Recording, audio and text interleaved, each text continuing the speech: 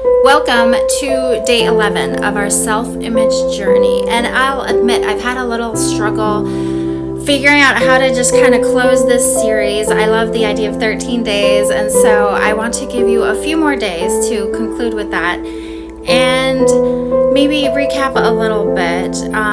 So we're talking about self-image, ways to define that, change the belief you have about yourself if that's something that you want to do. I know a lot of people struggle with that. I think a big one is not feeling enough. And so if you see that coming up in your life, how you can recognize that and then change that.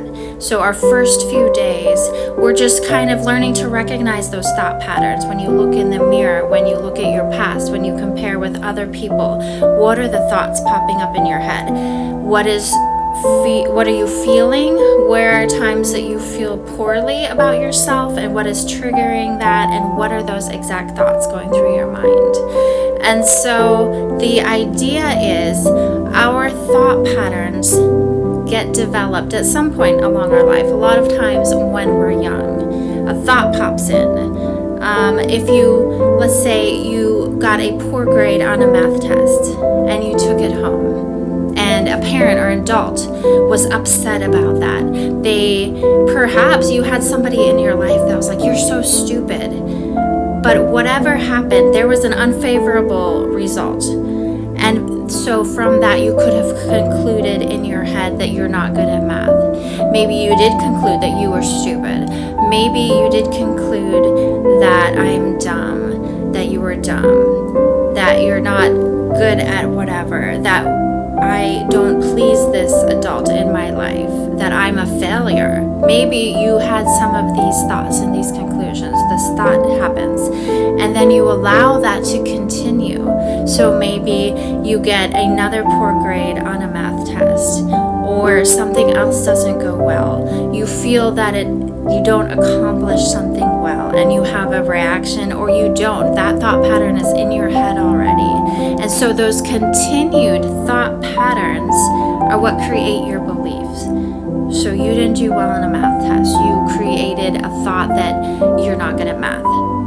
You grow up and you find things in your life that confirm that belief. And so that's how you operate. You don't go out and try to do math. You tell other people you're not good at math. You don't want to become a math teacher. You try to avoid making calculations in your head, figuring things out mathematically. So that affects your behavior and your circumstances around it. Maybe it affects the way you deal with money. It could have lots of long-lasting repercussions. And so I want you to recognize those thoughts that come in your head. For me, it was, I am not enough. I'm not worthy of being loved. I have to earn that. That was a thought in my head.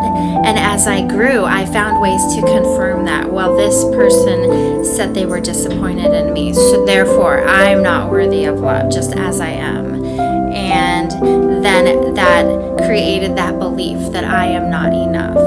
And that affected my behavior. So that allowed me to put walls up and guard myself. And so I found somebody, I got married, but it affects my relationship. If I cannot be vulnerable with this person, then they won't know me and maybe they'll love me. So that affected my behaviors in being open and vulnerable and authentic because I didn't believe I was worthy of love. And therefore, I don't have a deep relationship. I don't have a deep connection with my spouse, with my friends. And so you see how that pattern continued.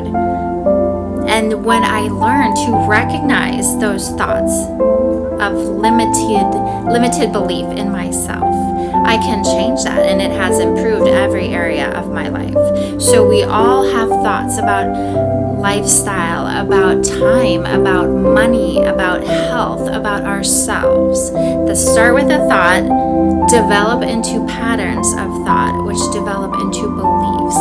That belief affects how we behave, and our behavior, our actions create our circumstances. It's a domino effect. That's how it works. And so going back to those thoughts, recognizing that thought, is it true? So the fact that I felt like a disappointment, I did not feel worthy and enough. Was that true, or was that just something I was telling myself? Well, it's not true. I am a human being. I'm an essence. I'm an incredible creature. I am worthy and valuable. I'm enough. I deserve love.